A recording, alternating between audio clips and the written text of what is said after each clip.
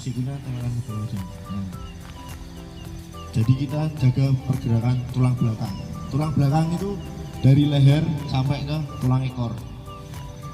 Itu kalau ada sampai cedera di situ itu fatal itu. Kalau salah penanganannya. Oke, aba-aba ya Mas ya. Aba-aba dari kepala. Nah, distabilkan. Nah, jadi lurus. Tulang belakang itu dari leher sampai tulang ekor tetap lurus.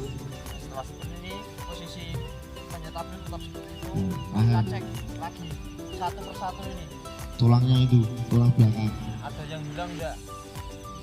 Bengkak, biasanya kalau patah itu ada yang ngonjol, kalau enggak masuk ke dalam.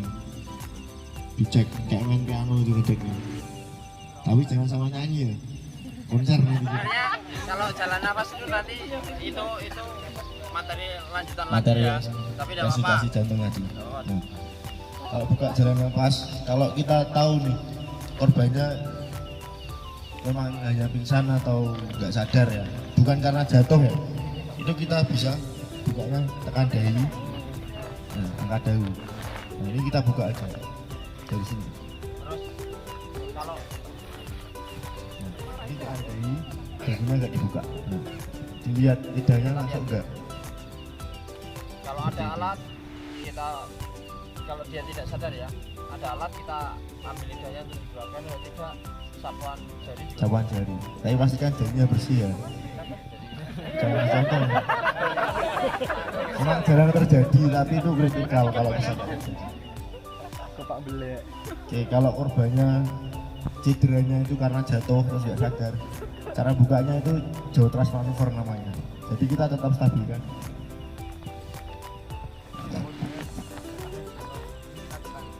Jadi leher itu nggak bergerak. Kita tarik dulu.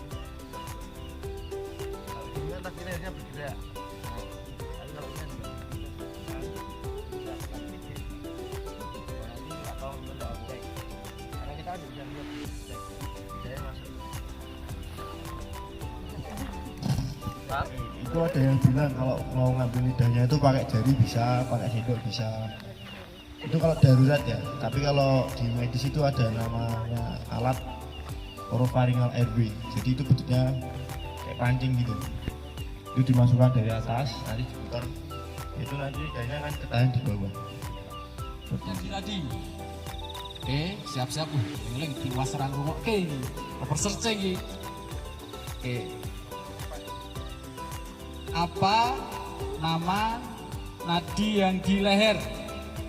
5, Angkat tangan yang bisa 4, jawab. wah. Ikut ora seksmu kae, Mas. Meh muni iya tapi kok kuwi seniorku. Iku ora seksmu, ora entuk. Oke, peserta ada? Wah, searching rasa. Kalau searching hangus ya? Oke, ini ada yang lebih mudah lagi. Apa yang dilakukan ketika korban tidak sadar? Biasa ya. Baru-baru. Ya, jadi yang pertama ketika kita menemukan korban tidak sadar, kita cek respon dulu. Diajak komunikasi, dipanggil-panggil, mas, mbak, bisa dengar suara saya.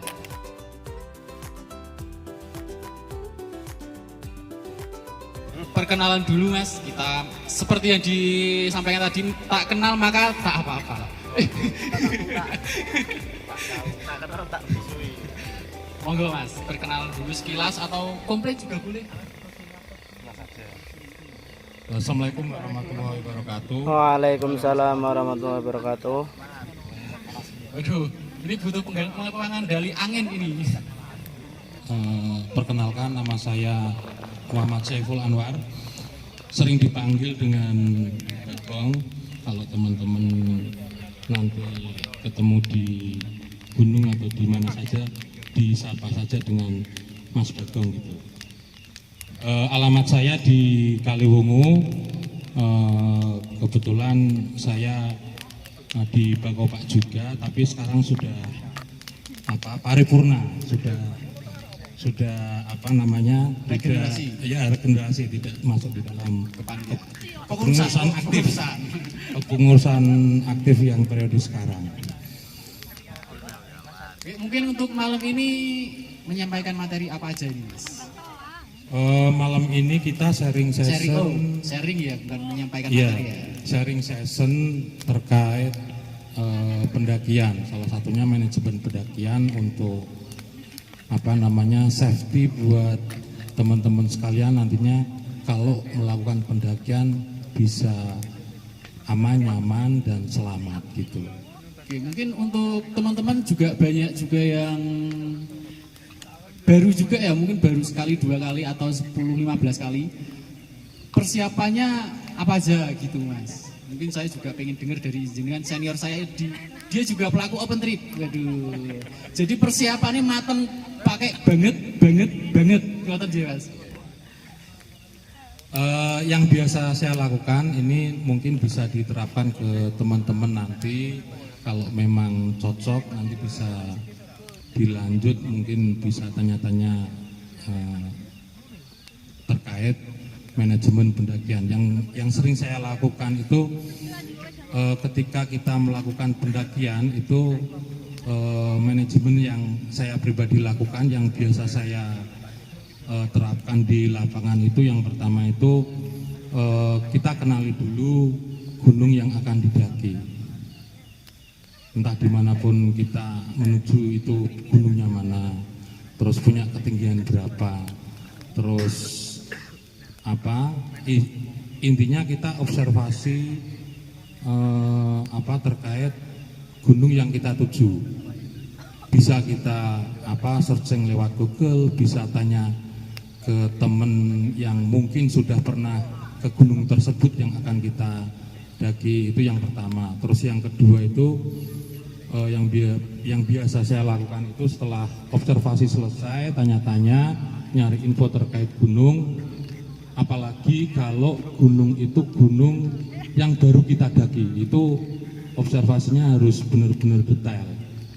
Itu salah satunya kemarin saya ke Raung itu yang pertama kita itu tanya ke teman dulu yang sekiranya sering banget ke sana itu terkait dengan estimasi waktu perjalanan dari mulai base camp terus sampai ke tiap pos-pos sampai sampai puncak dan sampai turun kembali ke base camp itu biasanya itu memakan berapa menit itu. Terus biasa dilakukan itu kalau pendakian di Raung itu paling nyaman itu berapa hari, entah 2 hari, entah 3 hari, entah 4 hari itu. Terus kalau 3 hari mungkin apa yang kita bawa, kalau di sana itu kan di Raung itu nggak ada air, makanya kalau di tiap-tiap gunung yang tidak ada airnya sama sekali, sumber air itu pasti kita akan ada tambahan beban yang sangat berat, yaitu air tersebut itu. Lalu setelah observasi selesai, terus baru kita melakukan siapa nih teman yang kita bareng ke gunung tersebut. Harus tahu semua yang ikut dalam perjalanan tersebut, kita harus tahu satu sama lain dari mulai dari mana, meskipun baru kita gabung, kita harus cari tahu. Kalau saya biasanya kalau buat open trip itu saya bikin grup, terus peserta tak kasih edukasi untuk terkait gunung tersebut, sama saling kenal satu sama lain. Standarnya itu kalau 2 hari 1 malam itu kita biasa gampangannya ngomong 3 botol gede itu. 4,5 liter gitu ya? Ya kurang lebih, ya per orang, bukan per tim tapi per orang. Tuh. Untuk persiapan lainnya mungkin dari selain mengenal apa yang kita tuju gitu, dari perlengkapan atau waktu, logistik begitu bagaimana? Nah itu di sub sendiri di manajemen pendakian juga ada yang namanya manajemen perbekalan, meliputi perlengkapan yang harus kita bawa dan logistik yang harus kita bawa. Itu pun tergantung di mana kita mendaki juga untuk manajemen tersebut. Untuk waktu nih Mas, kadang teman-teman juga bingung, wah mangkat esok, mangkat awan gitu. Nah untuk nyamannya kita ketika berangkat sudah kenal gunungnya, estimasi perjalanannya, itu menentukannya bagaimana biasanya? Kalau saya pribadi yang biasa terapan di lapangan itu dimanapun yang saya daki itu saya menghindari jalan malam atau gelap. Jadi dimanapun itu saya mendaki, yang biasa saya terapkan itu start jam 8 ataupun jam 9, maksimal jam 5 ataupun setengah 6 kita sudah nyampe di di camp area tersebut. Makanya penting sekali sebelum kita mendaki kita observasi tempat yang kita daki. Itu biasanya suhu tubuhnya kan mulai normal lagi. Tidak ada itu cerita hipotermia harus disetubui, itu tidak ada. Mau wongnya kok gorila tapukan ini. Tidak ada itu. Itu pengen sing lanang kowe.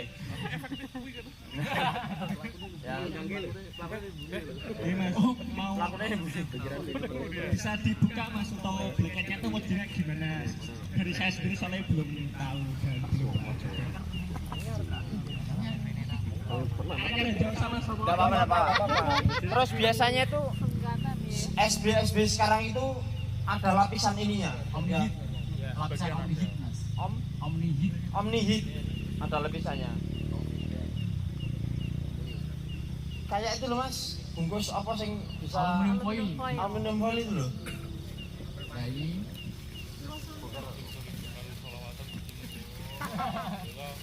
itu dua lemek selawatan ya Mas ya? Beda ini ya Mas ya? Nekat. Nah, bentuknya seperti ini. Sekali pakai ini ya Mas ya? Nah, Dan untuk pemakainya gimana ini Mas? Nah ini besok saya harus beli lagi nih. Kayak murah harganya kok. Iya. Ini murah, nggak mahal. Mungkin teman-teman kantong pelajar pun bisa susuk karo kantong pelajar ini. Itu untuk blanketnya itu fungsi utamanya berarti apa Mas? Menahan Suhu tubuhnya agar tidak keluar. Tidak keluar suhu tubuhnya. Jadi mulek nih awak itu. Jurang gimana Mas Asli? Halusinasi itu maksudnya Mas. Oh, halusinasi. Contoh yang di laut. Halusinasi, lari-lari, lalu Oke, ini Lalu itu beda Mas. ini berdasarkan pengalaman aja ya. Pernah saya menemui pendaki hipo, ya nggak menemui, kebetulan teman saya sendiri. Hipotermia itu ada dua kelas ringan sama kelas berat nih, bukan tinju ya. Jadi kalau ringan itu biasanya cuma menggigil, tapi dia masih bisa komunikasi. Jadi ditanya, dia masih menggigil, pasti sapu-sapu tangan, sapu-sapu kaki. Nah itu hipotermia itu gejala, tanda sama gejalanya seperti itu. Dia menggigil. Nah setelah itu kalau udah masuk ke agak berat nih, dia akan diem. Padahal posisinya itu dia kedinginan. Nah tanda yang gejalanya itu kalau hipotermia ringan itu kebetulan saya juga pernah mengalami. Itu biasanya ketika di suhu dingin tubuh kita itu basah. Jadi saya pernah mengalami kayak kemarin pas saya ikut event di terakhir di Jogja, event trail. Nah, kebetulan saya juga penggiat trail. Ada di sini yang penggiat trail? trail running. Ya ini sharing aja ya. Saya itu istirahat di water station ke-7 di kilometer 42. Itu tubuh saya basah, udah capek semuanya. Karena lari trail itu nggak normal kalau orang bilang. Dulu kok dipelayoni seperti itu. Jadi saya menggigil hebat itu saya. Kebetulan saya nggak bawa baju ganti, salahnya saya itu. Baju saya udah basah semua, udah sampai dalam. Itu kedinginan, menggigil, tapi saya masih bisa komunikasi. Akhirnya di shelter itu, di water station itu ada yang nyediain baju ganti. Akhirnya saya keringan badan, ganti kaos dulu. Syukur-syukur semuanya, sampai celana dalam sampai celananya, dan sama di kaki. pastikan kaki itu hangat. Kalau basah itu nanti gejala hiponya itu biasanya kakinya nekuk gini, jarinya. Nah itu wajib dicek. Nah misalkan kalau di pendakian, di tenda, itu bisa diganti kaos kaki yang kering, didobel. Kalau memang masih kedinginan, dikasih plastik. Begitu Mas Dono, benar nggak? Nah, karena saya dulu pernah di perahu itu sampai kedinginan, kakinya dikasih plastik, kaos kaki satu, dobel plastik dulu, kaos kaki lagi. Itu suhu tubuh nanti akan naik lagi. Jadi kuncinya hipotermia itu jangan sampai dia diem. Kalau udah diem itu masuk ke hipotermia udah berat. Dia suhu tubuhnya udah keluar panas mesti, badannya panas seperti itu. Terjawab Mas Rora? Sampun. Nah, oke. Nah, terus juga dikontrol ya. Kalau hipotermia berat itu biasanya korbannya udah diem. Diajak ngobrol nggak nyaut. Nah itu dengan cek suhu tubuhnya panas enggak? Kalau panas pasti itu hipotermia berat. Seperti itu. Oke, terima kasih. Untuk muncul halusinasi itu ada kemungkinan nggak Mas? Soalnya ada berita juga katanya hipo, habis itu badan terasa panas. Jadi dia kayak overaktif, habis itu lari-lari gitu. Kan banyak berita. Iya itu ya. Kebanyakan itu, mohon maaf untuk kita bisa lihat, sebenarnya kita bisa lihat. Kalau begitu kita naik kok ada teman yang cuma bawa tasnya cuma tas kecil, dia pakainya jaket panjang sampai di atas, lainnya bangun tenda, masak, dia cuma jomblang-jomblong, tidak ada kegiatan. Nah itu paling berpotensi itu anak-anak seperti itu. Pinginnya seperti Mas Ferdi. Oh, TikTok ya Mas? TikTok. Nah, padahal itu manajemennya beda, sangat beda sekali. Manajemen pendakian yang benar-benar pendakian sama kawan-kawan yang trail running itu beda sangat jauh. Dari mulai persiapan itu kita sangat beda, dari mulai persiapan fisik ataupun logistik, latihan itu ya, suplemen itu sangat-sangat beda dengan pendakian. Lah yang sering terjadi sekarang itu ikut tren lah itu, tapi melihat tanpa melihat persiapannya. Wah saya pengen seperti itu, perjalanan mungkin Gunung Sumbing atau Gunung Sindoro, TikTok, tapi tidak dibekali dengan persiapan yang matang. Itu. Langsung aja nih, Mas Ferdi ada cerita untuk persiapannya. Ini seru sekali berdua ini. Oke, terima kasih. Ini sharing aja ya. Banyak sekarang kasus-kasus pendaki TikTok gitu ya, yang pengennya naik terus turun lagi gitu. Nah itu nggak bisa dipaksakan.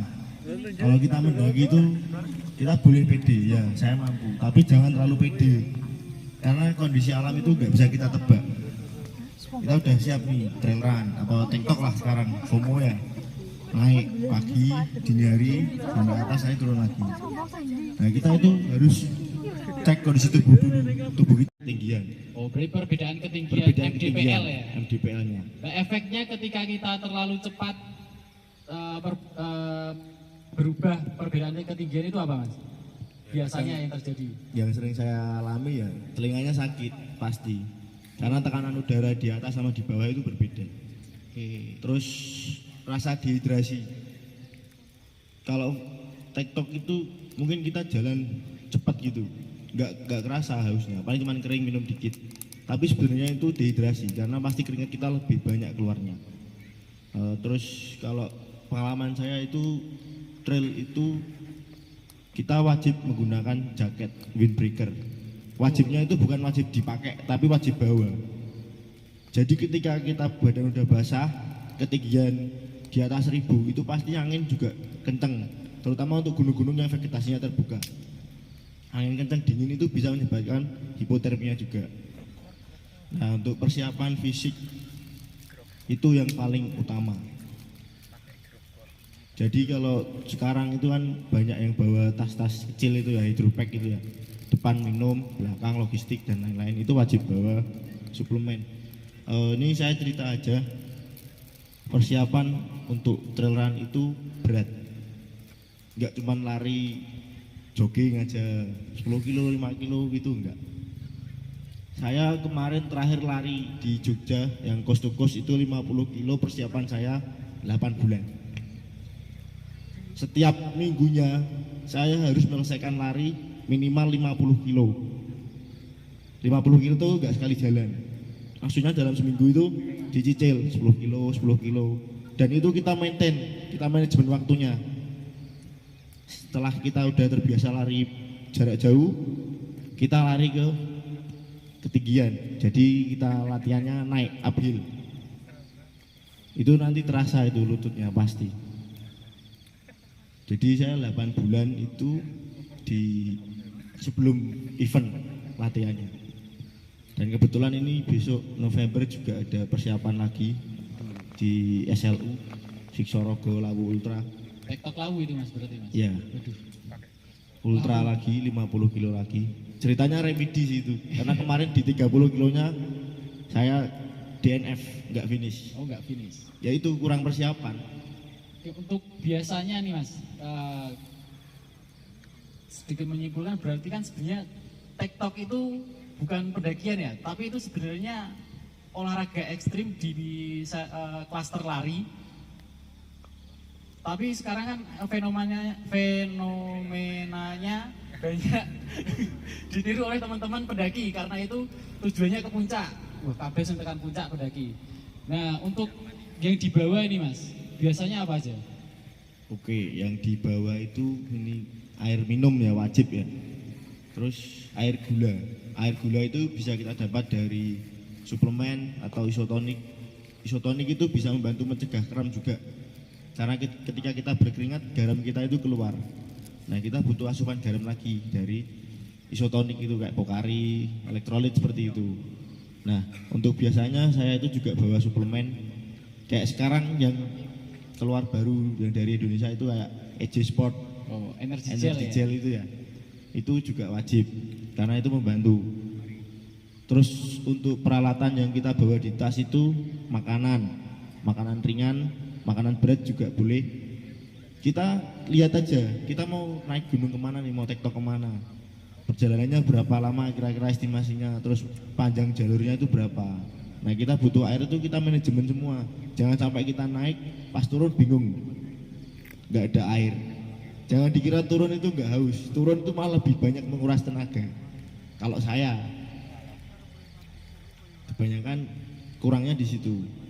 Jadi makanan wajib itu ya kayak coklat, energi bar ya, beng-beng atau apa itu. Pokoknya yang gulanya cukup banyak, kalorinya banyak. Karena kalau kita mendaki cepat itu kalori terbakar cukup cepat. Seperti itu. Saya kadang kalau ngetrail aja bawa nasi. Jadi ketika udah sampai puncak makan dulu. Nggak bisa langsung turun lagi. Kecuali emang lagi event race gitu. Udah disediakan water station. Tapi kalau kita cuma mendaki sendiri kan nggak ada yang menyediakan. Mungkin kalau ada gunung yang ada warung-warung itu enak. Seperti itu. Nah, Atau mungkin ada yang bertanya sebelum tak kasih ide dari apa yang sudah diutarakan. Tak kontok itu hadiah. Allah. Saya mau nanya tapi jaketnya jangan cewek. Nanti ditukar. Oh, nanti ditukar. Nanti ditukar sama saya. Jadi dengan dapat saya. Hah? Ada pertanyaan? Enggak ada. Oh, ada. Oh, sip. Silakan. Sing dhisik iki. Sisi kalau terus sangat tinggi. Sampean berarti. Gantian nanti. Gantian ya. Jadi nanti Masnya di belakang setelah ini. Assalamualaikum warahmatullahi wabarakatuh. Waalaikumsalam warahmatullahi wabarakatuh. Ya sebelumnya saya Falah dari Tabet. Yang mau saya tanyakan jadi gini, saya pernah rencana cuma trabas dari sini ke Romasang. Nah, trabas lewat jalur Gentong. Jadi kan barang yang saya bawa dikit. Motor atau lari? Jalan kaki. Oh, trekking. Trabas bayangannya motor. Oke, nah kan Pertanyaannya jangan apa jalan kaki itu mau berburu apa? ya cuma mau sampai Perumasan aja, Oh, tapi nggak berburu ya? nggak berburu. Oh, ya, sip. Jadi barang yang saya bawa itu dikit, air cuma 1,5 dan dia cuma buat kamera-kamera aja yang saya bawa. Tapi setelah itu karena saya salah belok Jadi kan saya tersesat di hutan. Barang saya dikit nih, dan itu benar-benar di hutan itu nggak ada jalan sama sekali. Saya nggak bawa kompas, nggak bawa peta. Jadi saya nggak bisa resection di situ. Itu gimana solusinya? Soalnya di sini bener-bener kayak nggak ada jalan sama sekali. Udah posisi tersesat, nggak ada logistik sama sekali. Udah gitu aja. Terima kasih. Ucapkan Oke. Nah, Itu halo Malaysia. satu pertanyaan bagus bahwa apa namanya, bisa saya simpulkan bahwa pertanyaannya adalah ketika saya hanya mau jalan-jalan dan ternyata saya sampai tersesat masuk ke dalam hutan. Ini pertanyaannya mungkin seperti itu Mas. Terus bagaimana saya mensiasati itu gitu kira-kira? Gitu Mas Bagong. Dari berdasarkan pengalaman, apakah Mas Bagong pernah merasakan itu atau bagaimana ini solusinya? Atau pernah menjadi korban Atau pernah menjadi Pernah. pernah juga. Pernah tersesat juga. Nah itu kembali lagi ke manajemen Mas, manajemen pendakian. Apakah kita sudah pernah meskipun dekat ya. Nah itu kan jalur yang dari sini ke Perumasan lewat Medini masuk itu. Oh. Kalau Mapala Semarang Sebunyatan itu. Tapi sebelumnya udah pernah ke situ atau baru pertama? Yang biasanya lewat polisi yang kayak kemarin tuh. Waktu polisi itu pendakian 1001. Oh, jalur 1001 biasanya. Itu kan kalau kita Mapala Semarang punya itu jalur polisi. Nah, ada satu jalur lagi yang itu kita nyebut jalur gentong. Oh, lihat turun itu yang masuk turun atas. Lewat gentong. Barak pertama. lewat jalur yang berbeda. Ya, berarti maksudnya yang saya tanyakan itu Masnya sebelumnya udah pernah lewat situ atau baru pertama? Sebelumnya belum pernah. Saya penasaran. Kita tanya-tanya sama anak Mapala Semarang, katanya ikuti string line aja gitu. Nah, kita ikuti string line hilang. Berapa orang? Mas? Berapa orang? Kita cuma 2 orang. 2 orang. Terus baru nyadar itu kesasar di pertengahan itu? Atau pas waktu turun? Jadi waktu turun kan kita udah mikir kalau Permata naik kan, tapi jalannya turun. Nah terus kita udah ini harus kembali ke titik awal, kita merasa tersesat kan. Iya. Nah, waktu kita kembali ke titik awal itu tambah tersesat. Oke. Nggak ketemu jalan, jadi kita naik terus dan benar-benar nggak ada jalan. Berarti sudah mencoba kembali ke titik awal tapi yang Nggak ketemu. Masnya rasakan itu nggak ada itu. Seharusnya kan yang di pertigaan yang kebun teh itu loh Pak, harusnya lurus kita ambil kiri. Ya, barak pertama ya Mas ya. Nah itu kita turun, kalau itu salah jalan kita kembali naik, hilang. Terus akhirnya bisa ketemu jalurnya itu kembali. Jadi kita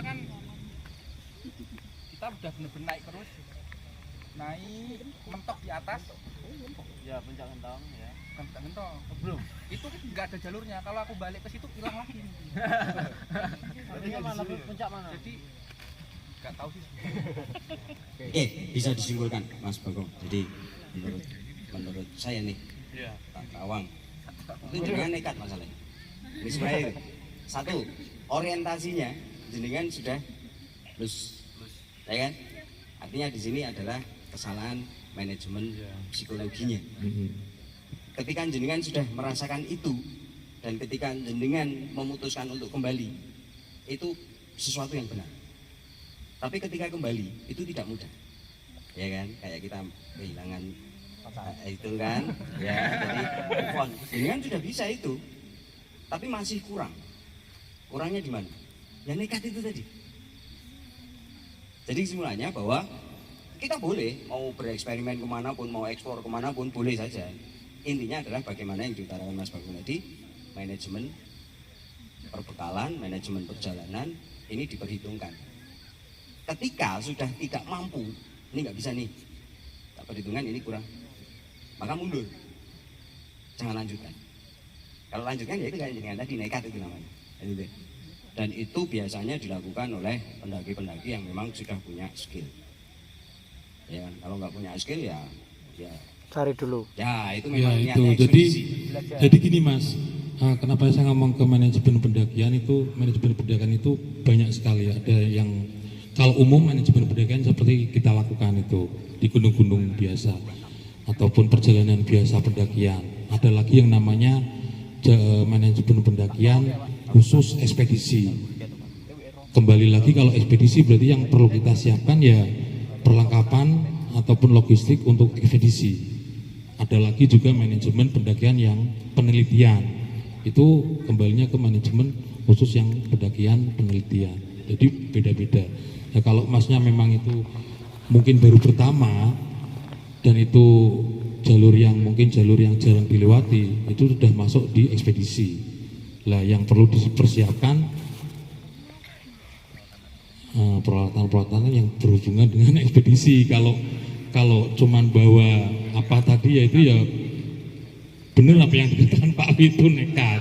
Kalau nekat jatuhnya ke ya resikonya itu tadi human error, kesalahan kita, kesalahan orang Human sendiri. error. Ya itu human error. Oke, sebelum pertanyaan kedua nih, ini nanti ada yang nunggu-nunggu nih, saya udah lihat yang lirik-lirik. Saya ada satu pertanyaan gini terkait tadi. Dikasih masuk, bertanya dikasih enak men. Saya banyak pertanyaan, gua aku kabeh berarti kan. Jangan, nanti nggak enak dengan PGS. Pertanyaannya terkait tadi dengan Mas Ferdi bahwa apa namanya IPO, ya tadi ada yang nanya IPO, itu keren banget pertanyaannya.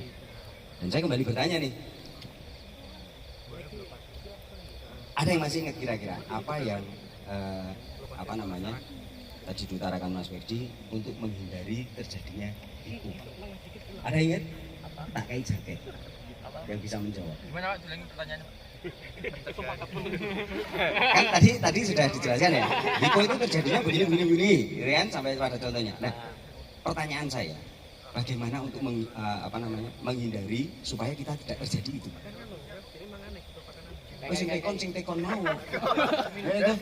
Dicatat soalnya. Oh iya, udah dicatat. Oh, yang belakang dulu deh. Apa? Banyak bergerak.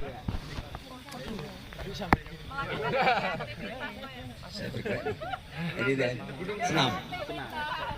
Dari awal supaya kita tidak terjadi hipotermia, karena saya belum pernah yang mengalami hipotermia, walaupun saya sudah pernah diajar badai di Merbabu, walaupun kalau Mas Ferdi tadi bilang dia menggigil itu sudah hipotermia, mungkin pada waktu itu saya sudah hipotermia ya, mungkin, tapi saya nggak merasakan itu. Ya, nah untuk menghindari itu kira-kira tadi dijawab bergerak kira-kira. Banyak bergerak itu sebenarnya bukan penanganan, karena saya kan juga lari. Saya lari. Berarti bukan jawaban. Ayo, ada lagi sebelahnya. Oke, bisik-bisik bisa. Ganti pakaian. Sok. Dan ketika itu sebenarnya sudah dirasakan di base camp. Tapi karena saya mungkin malu melakukan jujur, aku wisin karo kancane, mungkin seperti itu. Dan itu sesuatu yang sangat tabu. Kita tidak jujur pada diri sendiri. Untuk pendaki itu tabu sekali. Kami nggak pernah. Saya pernah melakukan satu ekspedisi ke Rinjani pada waktu itu, dan akhirnya saya cuma sampai Sembalun pada satu hari. Gara-garanya cuma sepele, saya salah makan. Jadi ketika kita di kapal masih sehat, begitu sampai di Lombok kita perjalanan ini sampai ke Sembalun kita masih sehat. Tapi ketika makan di sana, saya terlalu over, dan yang saya makan asin. Akhirnya apa? Penyesuaian di lambung saya yang nggak bisa. Mungkin asam lambung dan segala macam. Akhirnya saya berhenti. Teman-teman naik, saya penyesuaian dulu. Sehari kemudian baru saya nyusul. Saya lebih baik jujur pada diri saya sendiri. Saya nggak mampu daripada saya trouble di atas sana dan teman-teman akhirnya tidak puncak. Ada pertanyaan. Ketika di Gunung Slamet pernah terjadi peristiwa, ada satu cewek ditinggal. Teman-teman mengikuti nggak itu beritanya? Satu cewek ditinggal di pos 2, kalau nggak salah. Di pos 2, pos 3. Rombongannya berenam. Satu ditinggal, yang dimana itu? Yang salah siapa? Wah, ini pertanyaan Nabi Isani. Tapi Dolresku enggak ya? Oh, kopinya mau kayak kopi aja. Asik nih, saya pengen menggali teman-teman bagaimana membuka pemahaman tentang pendakian bersama-sama. Ada 2. Menurut teman-teman, siapa yang jawabnya benar dengan saya? Ini untuk pengakuan saya. Kalau itu benar, tak kasih kopi 2. Jadi pertanyaannya, yang salah cewek itu atau yang 5 yang meninggalkan cewek itu di pos 3 atau pos 2 itu? Dan alasannya. Ada yang bisa jawab? Gak mengikuti berita itu? Wah, itu bagi model apa ini? Sedulur Dewi Radi ikuti beritanya. Ada, jadi oke, anggap saja ini sebagai analogi. Misalnya terjadi seperti itu, apa yang mau dilakukan? Apakah yang 5 ini benar naik ke atas, atau yang 1 ini berhenti di pos 2 atau pos 3? Ada yang bisa jawab? Opini lurus. Nah, enggak, nanti dibagi panitia, tak sendok. Panitianya kan? Ada? Kira-kira yang benar yang mana? Jadi kan mau jawab loh, saya tahu loh. Jadi kan kita mau nyalahin saya. Ayo jawab, mana mic-nya tadi? Saya ya Pak. Oh iya dong. Menurut saya semuanya salah. Semuanya Dari salah. segi wanita pun dia tidak mempersiapkan diri sehingga terjadi hiburannya dan ditinggal. Wanitanya salah. Ya, yang kedua itu rombongannya juga saya juga salah. Ada orang hiburannya dia tidak dilakukan apa ya istilahnya penekanan lebih lanjut terhadap malah ditinggal di atas. Ya, mereka lebih mementingkan egoisnya. Iya. Ya, jadi menurut saya nggak ada yang benar dan semuanya itu salah. Jadi kesimpulannya semua salah. Karena yang satu wanita itu dia tidak mempersiapkan diri sehingga terjadi hipo, yang kedua rombongannya dia meninggalkan wanita dalam keadaan hipo, malah tidak istilahnya tidak membantunya, tidak melakukan penanganan ketika hipo. Iya. Seharusnya pendaki sejati itu kan ketika ada satu temannya itu Anget ya dengan ternyata mengalami trouble, seharusnya mereka saling membantu bukan malah meninggalkan. Oke, itu ya. Jadi menurut jenengan terus harus bagaimana ketika seperti itu? Memanggil ranger. Tok. Terus ditinggal naik ke atas. Yang pertama melakukan penanganan khusus di sana. Penanganan. Oke. Yang kedua memanggil bantuan. Ketika dia bisa minta bantuannya. Berarti nggak jadi naik ke atas. Karena salah satu atau 2 orang memanggil bantuan. Kira-kira kalau bahasa Korsa, siapa yang tidak Korsa dalam hal ini? Rombongannya. Rombongannya tidak Korsa. Oke, jadi akhirnya ditinggal sendirian juga. Ya salah juga berarti, yang 2 turun ke bawah manggil ranger, yang 3 naik ke puncak. Yang sebagian itu merawat yang hipo, yang sebagian lagi. Dan akhirnya rombongan itu nggak jadi ke puncak. Iya, gitu ya. Dia tetap salah, Mas. Tapi ora apa-apa, jawabannya Abi. Nih, jawabannya bagus. Cuma ya belum sesuai. Yang saya maksudkan seperti ini ya. Jadi teman-teman kalau naik ke puncak itu ngapain sih? Tujuannya apa? Hah? Foto. Terus setelah itu topo boleh, kalau nggak turun lagi kan nggak apa-apa, ya kan? Kalau kita ke Lawu kan di pos berapa aja? Pos 3 ya? Pos 3 pos 4 itu tempatnya bahan itu. Siapa? Warung itu? Boyem ya, di tempatnya Boyem kan kita ngancani Boyem nggak apa-apa, boleh ke kayu kan nggak peduli. Kalau bisa dilonggarkan nggak apa-apa. Biasanya kram itu terjadi karena overuse. Dia terlalu bebannya kerja itu diforsir, peredaran darahnya nggak normal. Itu bisa jadi kram. Nah, kita bisa tarik. Itu banyak. Biasanya ini yang isi materi orang fisioterapi ini. Iya. Nah, tapi yang saya lakukan ya, yang saya sering lakukan itu kita relaksasi, tarik lagi ke sini, dibalikkan lagi, luruskan lagi. Nah, kalau untuk dopingan obatnya, biasanya kalau daki kadang ada yang bawa spray itu mas, pereda nyeri, itu bisa membantu. Nah, etil kuarit. Kalau enggak ya kita pijet pelan-pelan. Kalau salon pas boleh mas? Salon pas yang disemprot itu ya. Untuk penyemprotan sendiri apakah ada caranya mas? Karena waktu kita ke Mergogo kebetulan ada salah satu dari teman kita kram, terus disemprot itu dengan tidak tahu ya Mas, jarak penyemprotan yang terjadi itu kayak luka lebam malah jadinya. Itu yang disemprotkan apa itu? Jangan-jangan yang disemprotkan Perda nyeri ya Mas? Perda nyeri ya. Salonpas spray. Salonpas spray bisa, etil klorid bisa. Maksudnya dari jarak penyemprotan itu ada aturannya khusus atau jarak efektif berarti ya.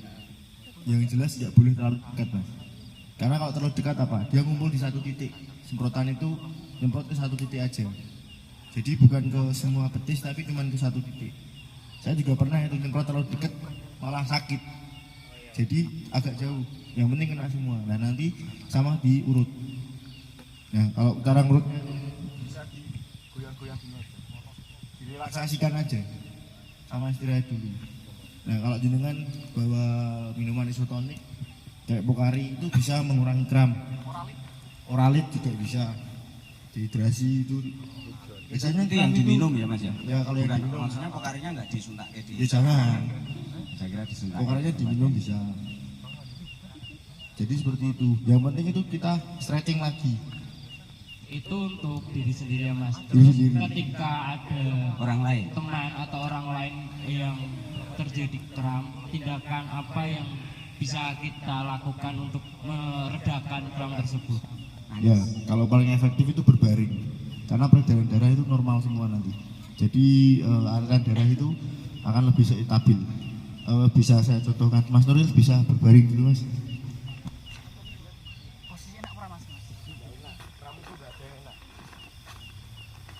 Jadi kalau misalkan dua orang ini lurus nih.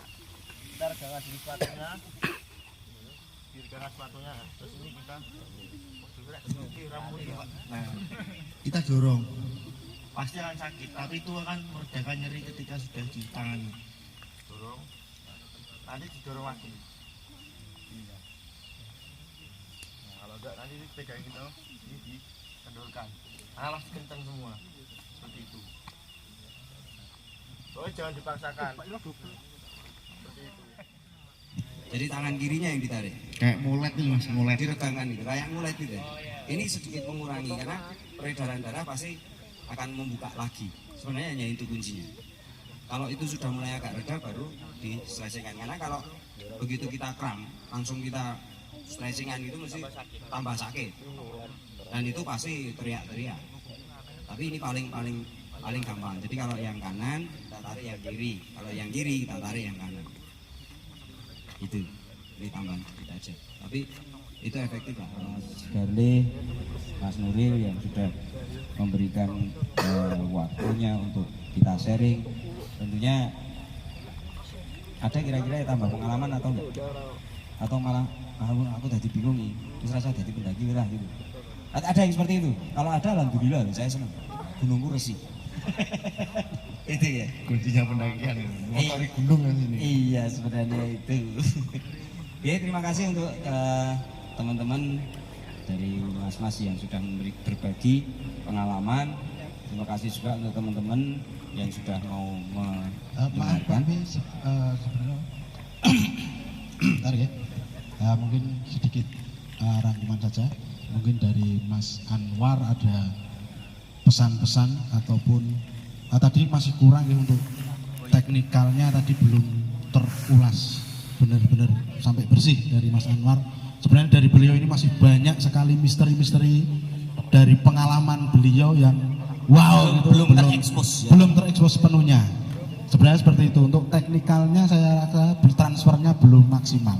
Mungkin lain kesempatan bisa kita lanjutkan lagi untuk ya. Session-session seperti ini agar lebih banyak manfaat yang bisa kita ambil dari pengalamannya Mas Anwar. Sekali lagi mungkin ada pesan-pesan tambahan dan juga mungkin masukan-masukan dari Mas Anwar. Mas. Terima kasih. Menyampaikan saja buat kawan-kawan, kalau memang kita cinta dengan hobi pendakian ini, alangkah baiknya minimal kita istilahnya sinau terkait hobi yang kita minati, yaitu katakanlah pendakian. Cari tahu info dapatkan ilmu terkait pendakian tersebut. Dan satu pesan saya itu jangan sampai meninggalkan teman dalam kondisi apapun. Kalau kita berangkat berempat ya harus kita pulang sampai rumah berempat. Itu selanjutnya perjalanan yang baik itu terlahir dari perencanaan yang baik pula. Jadi seberapapun, sejauh apapun, kalau sependek apapun, kalau perencanaan kita buruk itu hasilnya akan buruk juga. Itu mungkin itu saja. Nah, sekali lagi terima kasih dan beri aplaus yang meriah untuk Mas Anwar dan juga narasumber yang lainnya. Mungkin bisa Mbak Mei bisa kita closing. Oke, kayaknya ini udah mulai dingin ya. Saya juga harus ambil jaket karena suasananya, hawanya juga sudah mulai dingin. Nah, tapi bagi teman-teman yang mungkin masih ada yang mau nyusul temennya, boleh aja karena acaranya kita masih sampai besok. Ya. Jadi barangkali masih ada teman-temannya yang mau menyusul, nggak apa-apa, silahkan diajak aja ke sini sekalian malam mingguan gitu.